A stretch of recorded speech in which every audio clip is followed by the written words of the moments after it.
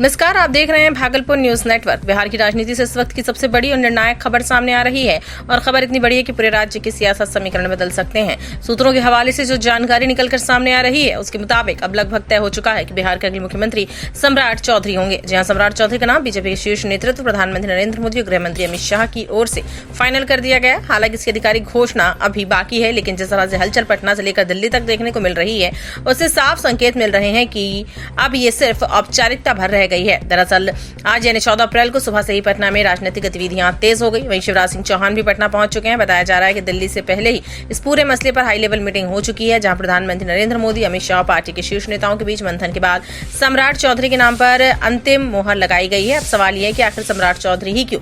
इसके पीछे सबसे बड़ा राजनीतिक कारण है बिहार का सामाजिक और राजनीतिक समीकरण। सम्राट चौधरी एक ऐसा चेहरा माने जा रहे हैं जो बीजेपी और जेडीयू दोनों के लिए स्वीकार्य है। सबसे अहम बात, उन्होंने नीतीश कुमार का भी भरोसा जीता और यही वजह है कि उनके नाम पर सहमति बन गई है। सूत्रों के मुताबिक आज सुबह सम्राट चौधरी खुद मुख्यमंत्री आवास पे पहुंचे, जहां उन्होंने नीतीश कुमार से मुलाकात की और इसी दौरान संकेत मिल गया कि अब जिम्मेदारी उन्हें सौंपी जा सकती है। हालांकि उन्होंने थोड़ा समय इसलिए लिया ताकि पहले बीजेपी विधायक दल की बैठक हो जाए, सम्राट चौधरी को औपचारिक रूप से नेता चुना जाए। जहां इस फैसले पर अंतिम मोहर लगेगी। सूत्रों के अनुसार 15 अप्रैल को शपथ ग्रहण समारोह हो सकता है, जहां सम्राट चौधरी मुख्यमंत्री पद की शपथ लेंगे। अब अगर सरकार के फॉर्मूले की बात करें तो जानकारी सामने आ रही है, उसके मुताबिक मुख्यमंत्री बीजेपी से सम्राट चौधरी, उप मुख्यमंत्री जेडीयू से निशांत कुमार। जी हां, निशांत कुमार को भी सरकार में शामिल किए जाने की बात लगभग तय मानी जा रही है। अब अगर पूरे समीकरण को समझे तो ये सिर्फ सरकार का गठन नहीं बल्कि एक बड़ा राजनीतिक ट्रांजिशन है, जहां बीजेपी पहली बार बिहार में अपने मुख्यमंत्री के साथ सरकार चला सकती है और जेडीयू अपने नए नेतृत्व के साथ आगे बढ़ सकती है।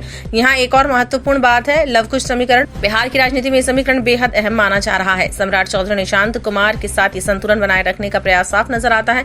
अब बात करें आगे की रणनीति की, तो बीजेपी और जेडीयू दोनों का फोकस सिर्फ सरकार बनाना नहीं है बल्कि 2029 के लोकसभा चुनाव को ध्यान में रखते हुए मजबूत आधार तैयार करना है। साथ ही ये भी सुनिश्चित करना है कि नीतीश कुमार के हटने के बाद उनके समर्थकों में कोई बिखराव ना हो। तो कुल मिलाकर बिहार की राजनीति में एक नया अध्याय शुरू होने जा रहा है। सत्ता का संतुलन बदल रहा है और नए चेहरे के साथ नई सरकार बनने जा रही है। अब सबकी नजर आधिकारिक घोषणा पर है और शपथ ग्रहण तारीख पर है। क्या वाकई सम्राट चौधरी मुख्यमंत्री बनेंगे? क्या निशांत कुमार डिप्टी सीएम बनेंगे? इन सभी सवालों का जवाब बस कुछ ही घंटों में सामने आने वाला है। फिलहाल इतना ही, बने रहिए भागलपुर न्यूज नेटवर्क के साथ।